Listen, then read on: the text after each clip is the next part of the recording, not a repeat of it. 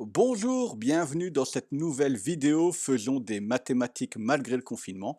J'espère que pour vous tout se passe toujours aussi bien. Je suis en train de me dire qu'on va bientôt pouvoir faire un petit jeu chronologique, puisqu'entre ma coupe de cheveux qui va déterminer si on est au début, au milieu ou à la fin du confinement, et mes tenues vestimentaires qui permettent de vous donner un indice sur le temps qu'il fait dehors. Hein, aujourd'hui, on est samedi 2 mai au moment où je tourne et il fait pas très chaud et donc on a rajouté un petit pull. Enfin voilà, sans plus tarder, nous allons découvrir le menu d'aujourd'hui.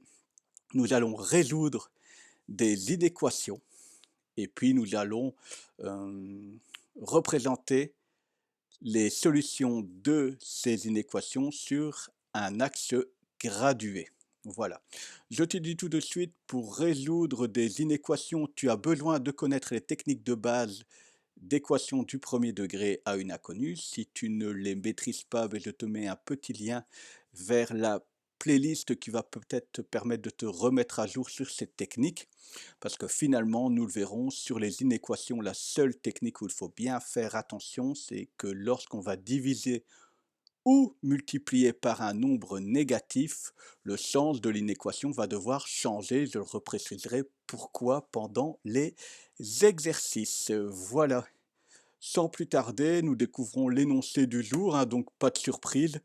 Résout les inéquations suivantes et représente les solutions sur un axe gradué. Eh bien, je te propose de commencer directement avec la première inéquation. Avant de commencer, juste un petit rappel. Ici, les solutions vont être très particulières. Quand tu résous un système d'équations ou une équation du premier degré, ben, x et y, ça dépend dans quel cas, prend une seule valeur, tandis qu'ici, x va prendre un ensemble de valeurs qui va faire que, par exemple ici, 3x moins 3 sera bien plus petit ou égal à 6x plus 9. Donc voilà ces petites considérations techniques avancées. Nous pouvons commencer tranquillement cette première inéquation. Alors, 3x moins 3 est inférieur ou égal à 6x plus 9. Quand est-ce que ça va se passer? Ben, c'est ce qu'on va découvrir. Alors, 3x moins 3 inférieur ou égal à 6x plus 9. Moi, par souci personnel, je vais décider de mettre le terme en x à gauche et les termes qui ne comprennent pas de x à droite. Tu peux très bien faire l'inverse, alors tu auras des petits changements d'opération. Hein. Généralement, tu vas te retrouver avec l'opération inverse de ce que je suis occupé de faire, mais au final, le résultat sera identique. Et donc ici, par exemple, 3x moins 3, ben moi je vais essayer de supprimer le moins 3. Ben oui, moins 3, pour le supprimer, je fais plus 3, donc je vais bien obtenir 3x ici. Si je fais plus 3 de l'autre côté, donc j'ai 6x plus 12. Alors, nous sommes en train d'additionner des nombres et donc il n'est pas nécessaire d'inverser le sens de l'inéquation. Ensuite, ben, ici, tranquille, je n'ai plus que du x, c'est ce que je voulais. Par contre, il y a un 6x là qui traîne que j'aimerais bien supprimer. Ben, comment je vais supprimer ce 6x? Eh bien, en faisant simplement moins 6x. Comme ça, à droite, il ne va plus rester que 12. C'est cool, ça m'arrange. 3 moins 6x, eh bien, ça nous fait bien moins 3x. Voilà. Ensuite, moins 3x est plus petit ou égal, inférieur ou égal à 12. Donc, moi, je veux obtenir x au final. Comment je vais procéder? Et tu vois, déjà, je m'en vais chercher mon stylo rouge parce que je vais devoir diviser par moins 3. Je divise par moins 3 de l'autre côté. Et donc, 12 divisé par moins 3, ça nous donne bien moins 4. Mais ce qui est important, c'est, je vous l'ai rappelé tout à l'heure, quand on divise ou multiplie par un nombre négatif, on est obligé de changer le sens de l'inéquation. Alors, si vous vous posez la question, ouais, mais bon, je me rappelle plus trop pourquoi, j'oublie souvent, ben, ici, un petit test technique avec deux nombres. Par exemple, 4 est supérieur à 2. Ça, tout le monde est d'accord avec moi. Je vais simplement diviser par exemple, -1, les 2 membres et puis on va voir ce qui se passe. Donc 4 divisé par -1, vous êtes bien d'accord, ça fait -4. 2 divisé par -1, ça fait bien -2. Eh bien regardez, -4 maintenant tout d'un coup est devenu inférieur à -2. Il fait plus froid à -4 degrés qu'à -2 degrés, hein. Et donc ça explique un petit peu pourquoi on se retrouve, pourquoi on a remarqué qu'il fallait inverser le sens de l'inégalité quand on divisait par un nombre ou multiplié par un nombre négatif. Tu peux faire la même expérience avec des additions, des soustractions, des multiplications, des divisions par un nombre positif. Ça ne se passe pas, l'égalité reste identique, hein. Par exemple, si je multiplie par 2, ben, j'obtiens 8 et 4, et 8 est toujours plus grand que 4, donc tu vois que ce petit exemple, par exemple, te permet de dire que ça ne se produit pas à tous les coups. Bon, alors maintenant je vais écrire ma solution. Je sais que x doit être supérieur ou égal à -4. Alors, c'est clair qu'il existe une écriture S égale comme pour les équations. Moi, je vais d'abord passer par la représentation en droite graduée. Ça va être d'une grande utilité au moment d'écrire la solution sous la forme S égale. Et pour ça, je vais placer une droite. Hop, je mets bien une flèche qui indique qu'on va du négatif vers le positif, du petit vers le grand. Et je vais venir placer un point de repère. Ben, mon point de repère, c'est le -4. Alors, moi, je n'estime pas, c'est personnel, nécessaire de venir placer un 0. Pourquoi? Le 0, hein, qui serait ici quelque part, pour situer. Parce qu'on a fait une flèche qui se trouve ici, à la fin, qui explique que tout ce qui est plus petit que -4 se trouve ici, tout ce qui est plus grand que -4 se trouve à droite. Voilà. Par contre, si j'avais pas mis de flèche, c'est vrai que le 0 aurait été nécessaire pour donner une indication aux personnes qui sont en train de lire cette droite. Bon, eh bien, on va regarder où se situent les valeurs de x qui font que x est plus grand ou égal à -4. Eh bien oui, ici à droite. Donc ça, ce sont mes solutions. Par contre, tout ce qui est plus petit ne peut pas être considéré comme solution. Donc, hop, ça, ce sont bien ici les solutions. Alors le -4, est-ce qu'il va être en rouge? Est-ce qu'il va être en vert? Eh bien, on regarde ce qui est écrit. X est plus grand ou égal à -4. Donc ça veut dire qu'il peut être vert. Alors certains profs mettent une petite boule verte, hein. Moi, je préfère mettre un crochet vert tourné vers les solutions. Ça me prémâche le travail pour écrire ma solution finale sous la forme S égale. Ben oui, en effet, pourquoi? Quelles sont les solutions?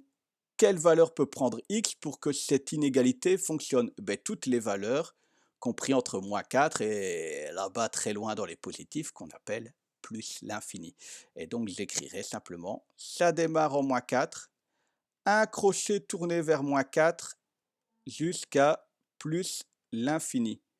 Alors le crochet tourné vers -4, ça veut dire quoi? Ben, si tu refermes le crochet, mais tu vois que le crochet va attraper le -4. Si on avait mis le crochet vers l'extérieur, mais si on ferme le crochet, ça ne l'attrape pas. Donc ce crochet veut dire, hop, on attrape -4, -4 est compris dans notre solution. Je sais aussi que certains professeurs n'écrivent pas plus l'infini, mais une flèche, hein, je vais en faire ici, une flèche comme ceci, qui remplace plus l'infini. Voilà, moi je préfère le plus l'infini. Je trouve que ce nombre infini, c'est sympa, il existe, pourquoi ne pas l'utiliser?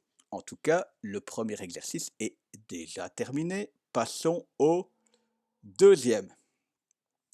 Je vais noter ici l'énoncé. Alors, un petit, une petite chose, hein, je vais regarder sur ma feuille pour bien noter. Une petite chose entre nous, en fait, j'avais déjà tourné totalement cette vidéo, mais j'ai fait une erreur lors de la retranscription, hein. C'est bien -3 fois x -1, moi j'avais été noté x plus 1, donc en fait je suis en train de tourner une deuxième fois cette vidéo. Comme ça, c'est le moment pendant que je note où tu peux bien te moquer de moi. Arrêter avec ce petit rire narquois, je le sens venir vers moi. Donc, -3 fois x moins 1 plus 2 est supérieur à x plus 4. Alors, ça a l'air très impressionnant de prime abord, mais en fait, c'est juste cette parenthèse qui vous donne cette impression-là. C'est quelque chose qu'on a déjà vu dans vos études, c'est ce qu'on appelle une distributivité. On la fait très souvent, hein. Exemple, quand je fais 2 fois 46, c'est pas rare qu'on fasse 2 fois 40 plus 2 fois 6, ben c'est le même principe. Moins 3 fois x moins 1, en fait, chaque terme de la parenthèse va être multiplié par le nombre qui se trouve juste en face. Par exemple, moins 3 fois x, ça nous donne moins 3x. Je le mets en couleur pour toi le repérer, ce que je suis en train de faire. Et puis ici, moins 3 fois moins 1, ben, ça nous donne plus 3. Vous ne pouvez pas imaginer à quel point je suis en train d'enrager de refaire cette vidéo juste pour ce petit signe que je n'ai pas vu au moment de tourner, que j'avais inversé. Et donc je copie le reste, hein. X plus 4. Arrêtez avec ces rires narquois. Donc ici, ben, je vais continuer dans le membre de gauche ma petite opération, hein. Moins 3x, 3 plus 2 plus 5 est supérieur à x plus 4. Voilà. Et donc on tombe exactement dans le type d'inéquation de l'exercice du dessus. Je vais d'abord m'arranger ici pour ne plus avoir que les termes en x et donc supprimer ce plus 5 en faisant simplement moins 5. Donc ça nous donne moins 3x. Comme on soustrait, on peut garder l'inégalité, hein, telle qu'elle est, le sens de l'inégalité, et donc j'obtiens x 4 moins 5, j'ai 4 euros, j'en dépense 5, et bien, je suis en dette d'1 euro.